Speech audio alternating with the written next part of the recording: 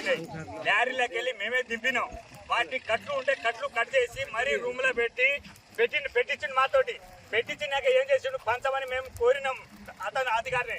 కోరితే ఏమన్నాడు, ఇవాళ పంచను సీరియల్ ప్రకారం ఇస్తా, అన్నం తిని వస్తానని ఇంటికి వెళ్ళిండు.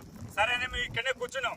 ఈయన కూర్చున్నాక మళ్ళీ అన్నం తిని వచ్చినాక మళ్ళీ సీరియల్ ప్రకారం పంచమంటే లేదు, ట్రాక్టర్లు వచ్చినాయి, 6 ట్రాక్టర్లు లోడ్ అవుతున్నాయి, లోడ్ అయిపోయినాక పంచానన్నాడు.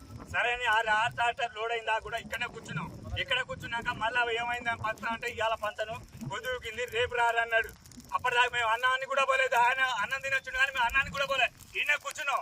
అయితే అంతా 5 అయింది, బంద్ చేసినాం. ఎక్కడో అక్కడ పోయినాం. మళ్ళీ తెల్లారి వచ్చినా కూడా మళ్ళీ పంచ అంటే లేదు, పంచను ఆగు, ఇంకా 5,000 బస్తాలు తెచ్చుకున్నాక 10,000 బస్తాలు ఒకటేసారి పంచుతా, ఈ బస్తాలు ఎటు సరిపోవని నిన్న పొద్దుకు దాకా 5 దాకా మళ్ళీ ఇక్కడనే ఉన్నాం.